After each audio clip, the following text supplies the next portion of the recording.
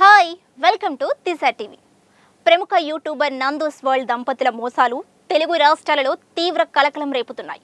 పైకి అమాయకంగా యూట్యూబ్ వీడియోలు చేసుకుంటూ ఫేమస్ అయిన ఈ దంపతులు తెర వెనుక భారీ ఎత్తున మోసం వసూళ్లకు పాల్పడ్డారనే ఆరోపణలు ఇప్పుడు కలకలం రేపుతున్నాయి. ఉద్యోగాలు, వీసా రెన్యువల్ పేరుతో పలువురు నుంచి వసూళ్లు చేశారంటూ గత ఏడాది ఎన్టీఆర్ జిల్లా ఇబ్రహీంపట్నం పోలీస్ స్టేషన్లో కేసు నమోదు కాగా ఇది ఆలస్యంగా బయటకొచ్చింది. అయితే తామేమీ తప్పు చేయలేదనేది నాకు కానీ నా హస్బెండ్కి కానీ 21 ఏళ్లగా ఇండియాలో ఎటువంటి కంపెనీలు మా పేర్ల మీద లేవు.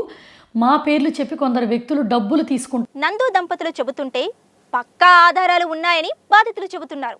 దీంతో అసలు నందస్ వరల్డ్ కపుల్స్ వ్యవహారంలో అసలు ఏం జరిగింది అనేది రెండు తెలుగు స్టేట్స్లో ఆసక్తిగా మారింది.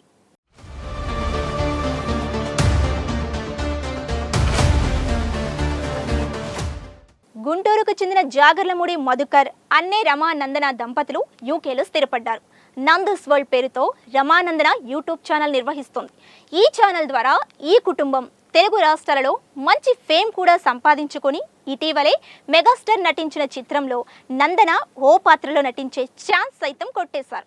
యూకేలో ఉంటున్న వీరు గుంటూరు, విజయవాడ, హైదరాబాద్ తదితర ప్రాంతాలలో డెస్టినీ కన్సల్టెన్సీ కార్యాలయాలు ఏర్పాటు చేశారు. విద్యా, ఉపాధి నిమిత్తం యూకే వెళ్లే వారి కోసం వీటిని ఏర్పాటు చేశారు. అయితే ఎన్టీఆర్ జిల్లా ఇబ్రహీంపట్నం మండలం కొత్తూరుకు చెందిన శివక్రాంతి కుమార్ లండన్లో చదువుకునే సమయంలో మధుకర్తో పరిచయం ఏర్పడింది. అక్కడ కొన్నాళ్లు ఉద్యోగం చేసి తిరిగి ఇబ్రహీంపట్నం వచ్చారు. ఈ క్రమంలో తన వీసా రెన్యువల్తో పాటు తన భార్యకు COS సర్టిఫికేట్ ఆఫ్ స్పాన్సర్షిప్ ఉద్యోగ అవకాశం కోసం శివక్రాంతి మధుకర్ను సంప్రదించారు. దీంతో గుంటూరులో ఉన్న డెస్టినీ కన్సల్టెన్సీ కార్యాలయానికి వెళ్లి 15 లక్షలు చెల్లించాలని మధుకర్ సూచించారు. నగదు చెల్లించిన 2 నెలలకు మరో కంపెనీ పేరుతో తనకు సర్టిఫికేట్ ఆఫ్ స్పాన్సర్షిప్ను పంపించారని, అది మోసమని తేలటంతో తన డబ్బులు తనకు ఇచ్చేయాలని అడిగితే కేవలం 2 లక్షలు మాత్రమే ఇచ్చారని శివక్రాంతి ఆరోపిస్తున్నాడు. వీసా రెన్యువల్, COS కోసం నందు దంపతులు పెద్ద ఎత్తున కంపెనీలు ప్రారంభించినట్లు తెలుస్తుంది.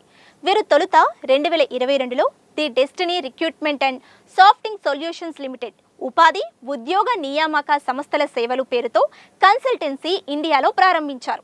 ఈ పేరుతో ఉద్యోగాలు, COS ఇస్తామని బాధితుల వద్ద నుంచి డబ్బులు వసూలు చేసి ఇతర సంస్థల పేరుతో లెటర్లు పంపుతూ మోసానికి పాల్పడినట్లు బాధితులు ఆరోపిస్తున్నారు.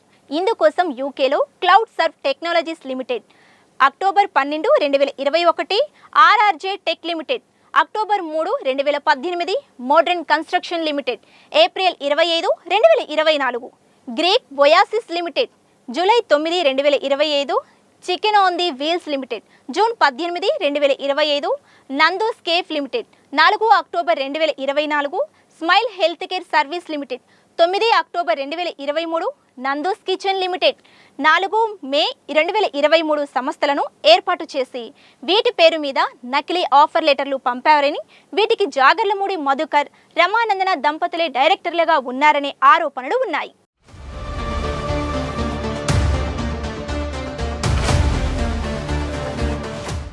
ఈ దంపతుల మోసం బారిన పడిన వారిలో ఏపీ, తెలంగాణతో పాటు గుజరాత్, రాజస్థాన్, బీహార్ తదితర రాష్ట్రాలకు చెందిన వారు ఉన్నారనే ప్రచారం సోషల్ మీడియాలో జరుగుతుంది. అయితే ఒక్కొక్కరి వద్ద నుంచి సుమారు 20 లక్షల చొప్పున వసూళ్లు చేసిన బాధితులు తేలుకుట్టిన దొంగల మాదిరిగా ఉన్నట్లు టాక్ వినిపిస్తుంది. తాము మోసపోయిన సంగతి ఫిర్యాదు చేస్తే యూకేలోకి తప్పుడు పత్రాలతో ఉద్యోగాలు పొందామనే అదనపు కేసులు మోయాల్సి వస్తుందనే భయంతోనే తమకు మోసం జరిగిన బాధితులు బయటకు చెప్పుకోలేని స్థితిలో ఉన్నారనే టాక్ వినిపిస్తుంది.